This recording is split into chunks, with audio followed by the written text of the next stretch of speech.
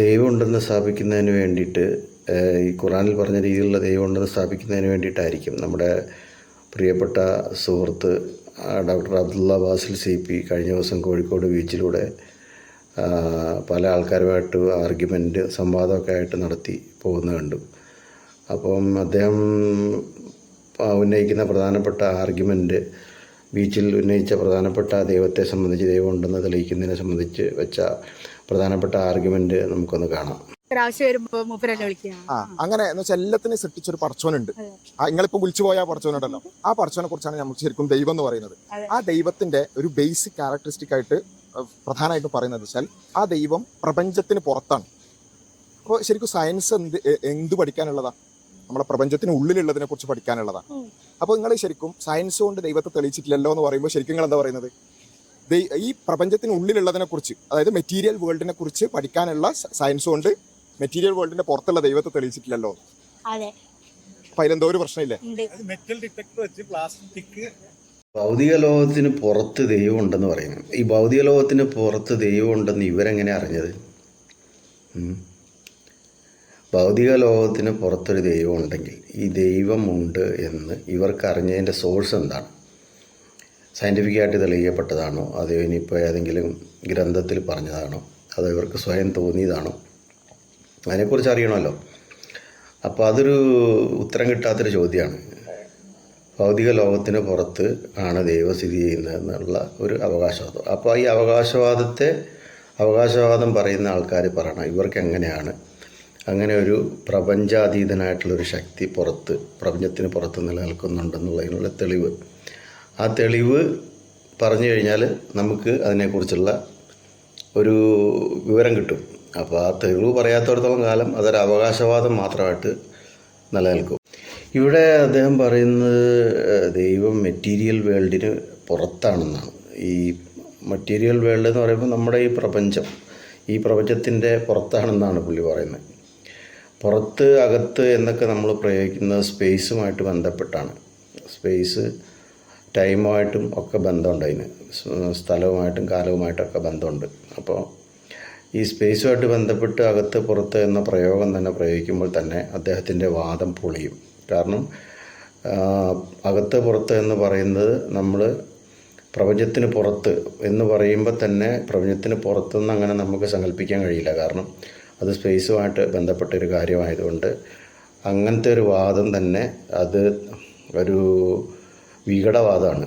ആ വാദത്തിന് യാതൊരു രീതിയിലുള്ള നിലനിൽപ്പുമില്ല. ഈ സ്ഥലത്തിനും കാലത്തിനും പ്രപഞ്ചത്തിനും അതീതമായിട്ടുള്ളതാണെങ്കിൽ ദൈവം എവിടെയാണ് എന്ന ചോദ്യത്തിൽ എവിടെയാണ് എന്ന സംഗതിക്ക് തന്നെ അർത്ഥം നഷ്ടപ്പെടുന്നു. കാരണം എവിടെയാണ് എന്നുള്ള ഒരു സംഗതി നമുക്ക് ചോദിക്കണമെങ്കിൽ അത് സ്പേസുമായിട്ട് ബന്ധപ്പെട്ട അല്ലെങ്കിൽ സ്ഥലവുമായിട്ട് ബന്ധപ്പെട്ട് മാത്രമേ നമുക്ക് ചോദിക്കാൻ കഴിയുള്ളൂ. സ്പേസിന് പുറത്തുള്ള അതായത് നമ്മുടെ പ്രപഞ്ച വീക്ഷണത്തെ സംബന്ധിച്ചുള്ള കാഴ്ചപ്പാടിൽ ഈ സ്പേസിന് പുറത്തുള്ള കാര്യങ്ങളെ സംബന്ധിച്ച് എവിടെയാണെന്ന് നമുക്ക് പറയാൻ കഴിയില്ല. എവിടെയാണെന്നുള്ള ചോദ്യം തന്നെ തെറ്റാവും. കാരണം സ്ഥലവുമായി ബന്ധപ്പെട്ടാണ് നമ്മൾ എവിടെയാണ് എന്ന് പറയുന്നത്. അപ്പോൾ എവിടെയാണ് എന്ന ചോദ്യത്തിന് തന്നെ, ദൈവം എവിടെയാണ് എന്നുള്ള ചോദ്യത്തിന് തന്നെ അവിടെ പ്രസക്തി നഷ്ടപ്പെടുന്ന ഒരവസ്ഥയുണ്ട്. നമ്മളിപ്പോൾ ഇനിയിപ്പോൾ ദൈവം ഉണ്ടെന്ന് തന്നെ ഇരിക്കട്ടെ, അഥവാ ഇനി ദൈവം ഉണ്ടെങ്കിൽ ഉണ്ടായിക്കോട്ടെ. പക്ഷെ അത് ഈ ബാസിലൊക്കെ വിശ്വസിക്കുന്ന ഈ ഖുറാൻ പോലുള്ള ഒരു പുസ്തകത്തിൽ പറയുന്ന ദൈവമാണോ? ഒരിക്കലും ആയിരിക്കാനൊരു സാധ്യതയില്ല. കാരണം വെച്ചിട്ടുണ്ടെങ്കിൽ എത്രയോ മനുഷ്യത്വ വിരുദ്ധമായിട്ടുള്ള കാര്യങ്ങളാണ് നമ്മൾ വിശ്വസിക്കുന്നത്. ഇസ്ലാമിക സമൂഹം വിശ്വസിക്കുന്ന ഖുറാനിൽ എഴുതി വച്ചിരിക്കുന്നത്. ഖുറാൻ്റെ പരിഭാഷ വായിച്ചു നോക്കിക്കഴിഞ്ഞാൽ ആർക്കാണെങ്കിലും മനസ്സിലാവും. ഇപ്പം അടിമ സ്ത്രീകളെ വെപ്പാട്ടികളായി സ്വീകരിക്കണമെന്ന് പറയുന്ന, അന്യമതസ്ഥരുടെ ദൈവങ്ങളെ ഒന്നും വിശ്വസിക്കരുതെന്ന് പറയുന്ന, അന്യമതസ്ഥര ദൈവങ്ങളെ ആരാധിക്കരുത്, എന്നെ മാത്രം ആരാധിക്കണമെന്ന് പറയുന്ന, അല്ലെങ്കിൽ ബഹുദൈവ ആരാധകരെ പിരടിക്ക് വെട്ടിക്കൊല്ലണമെന്ന് പറയുന്ന, ഇങ്ങനെ മനുഷ്യത്വ വിരുദ്ധമായിട്ടുള്ള ക്രിസ്ത്യാനികളെയും യഹൂദന്മാരെയും മിത്രങ്ങളാക്കരുത് എന്ന് പറയുന്ന, ഇതൊക്കെ ഒരു ദൈവം പറഞ്ഞതാണ് എന്ന് പറഞ്ഞിട്ട് ഒരു പുസ്തകത്തിൽ വിശ്വസിക്കും. ആ ദൈവമാണ് പ്രപഞ്ചത്തിൻ്റെ സൃഷ്ടാവും പരിപാലകനും എന്നൊക്കെ വിശ്വസിക്കാൻ മാത്രം ബുദ്ധിശൂന്യരായിട്ടുള്ള മനുഷ്യർക്ക് മാത്രമേ അതിന് കഴിയുള്ളൂ.